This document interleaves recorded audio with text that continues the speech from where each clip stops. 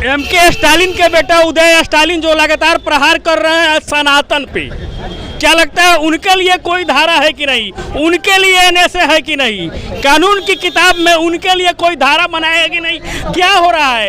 एक देश में आप वन नेशन वन इलेक्शन की बातें कर रहे हैं तो एक देश में क्यों नहीं एक संविधान और एक कानून की बातें हो रही है? क्या मुख्यमंत्री का बेटा पे एनएसए नहीं लगना चाहिए?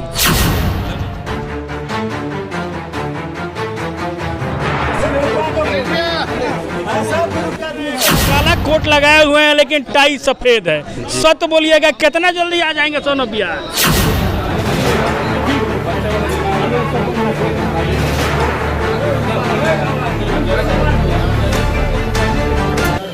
लगा है उसका कोई ग्राउंड नहीं है, क्योंकि मनीष कश्यप कभी ये नहीं चाहे कि दो स्टेट के बीच में लड़ाई।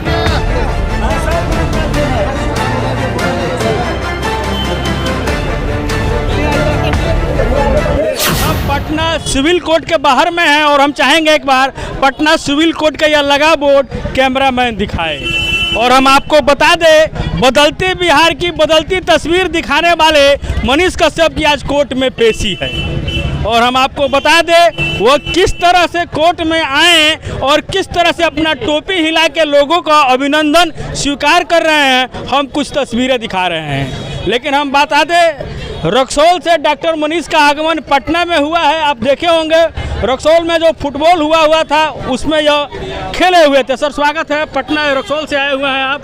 हम मनीष कश्यप से मिलने आए थे, उनका साहस बढ़ाने आए थे ताकि वो जल्द से जल्द रिहा हो सके, क्योंकि एक बेगुनाह आदमी को फंसाया गया है।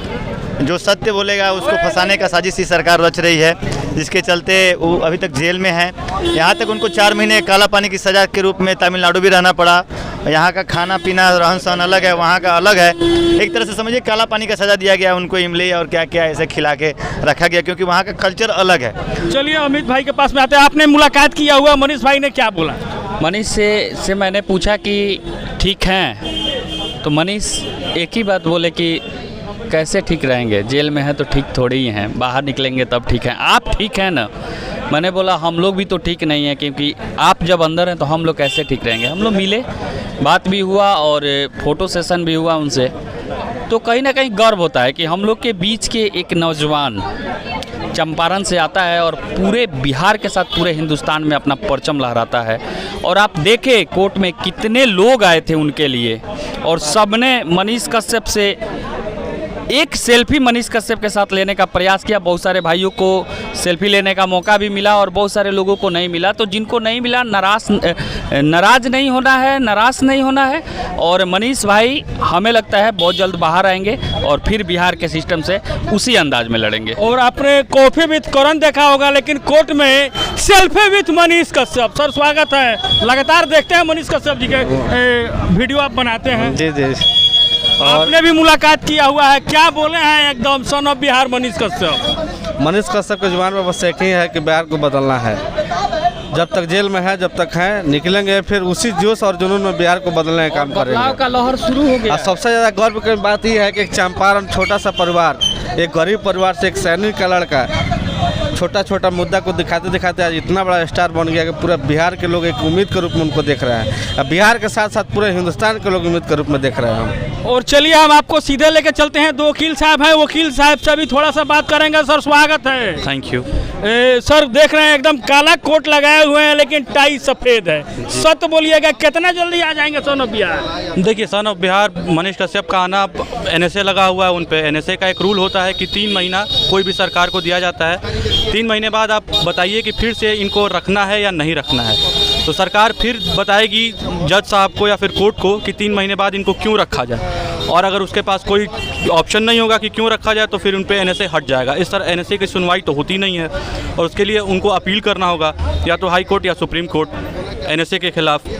तो अभी उन पे 5वां महीना ये चल रहा है, 1 महीना और, उसके बाद फिर सरकार को सफाई देनी होगी और उसके बाद फिर पता चलेगा कि क्या होगा क्या नहीं। लेकिन हमने वकील साहब एक पेपर में या कहे तो एक किताब में पढ़ा हुआ था, रहीमन इस संसार में सबसे सुखी वकील। जीत गए तो वाह वाह, हार गए तो फिर अपील। क्या लगता है सिर्फ अपीले होगा कि बाहर भी निकलेंगे? बाहर निकलेंगे, जरूर निकलेंगे। सरकार की मनमानी तो चलेगी नहीं, सब कुछ लॉ के हिसाब से चलता है। एनएसए किस ग्राउंड पर लगा है ये सरकार को बताना पड़ेगा कोर्ट में, और देखते हैं आगे क्या होता है। अभी सर आप लोग भी कानून का किताब पढ़ के आए हुए हैं, कानून की धाराएं पढ़ के आए हुए हैं। आपने मनीष कश्यप प्रकरण में अभी तक ले क्या देखा, कितना माने सच था उन पे एनएसए लगाना? देखिए, मनीष कश्यप पे जो एनएसए लगा है उसका कोई ग्राउंड नहीं है, क्योंकि मनीष कश्यप कभी ये नहीं चाहे कि दो स्टेट के बीच में लड़ाई हो। हर मीडिया, जैसे कि इंटरनेशनल मीडिया हुई, नेशनल मीडिया हुई, वो लोग भी उठा रहे थे इस सवाल को कि तमिलनाडु में क्या हो रहा था गरीबों के साथ, मजदूरों के साथ। अगर मनीष कश्यप ने उठा दिया तो क्या गलत किया?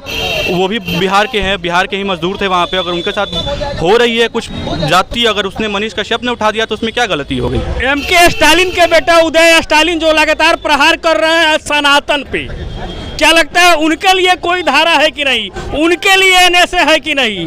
कानून की किताब में उनके लिए कोई धारा बनाया है कि नहीं? क्या हो रहा है एक देश में? आप वन नेशन वन इलेक्शन की बातें कर रहे हैं, तो एक देश में क्यों नहीं एक संविधान और एक कानून की बातें हो रही है? क्या मुख्यमंत्री का बेटा पे एनएसए नहीं लगना चाहिए? लगना चाहिए, बिल्कुल लगना चाहिए। वो किसी भी धर्म, वो कह रहे हैं कि मेरा कोई ये मतलब नहीं था कि मैं किसी धर्म को, लेकिन सनातन धर्म पे आप कह रहे हैं कि ये मच्छर हैं, ये डेंगू हैं, इनको मिटा देना चाहिए। इस तरह आप दंगा भड़काने का प्रयास कर रहे हैं। दंगा हो सकता है इस तरह तो, लेकिन उनके ऊपर अब उनका सरकार है वहाँ पे, तो वो कर रहे हैं कुछ। क्या सनातन सिर्फ तमिलनाडु में ही है? सनातन धर्म इतना पुराना धर्म कौन सा है? सनातन धर्म से ही तो सब कुछ है, सब कुछ सनातन, पूरा हिंदुस्तान सनातनी है। पूरा हिंदुस्तान में सनातन धर्म पूर्वजों का, हमारे पूर्वज कोई भी आप उठा लीजिए, सारे पूर्वज हमारे सनातनी हैं। वो ऐसा क्यों बोल गए, किस ये में बोल गए, ये तो अब वही समझे वो क्यों बोले ऐसा। बता दें यह पटना सिविल कोर्ट है और आप देख सकते हैं पटना सिविल कोर्ट में आज मनीष कश्यप की पेशी हुई थी।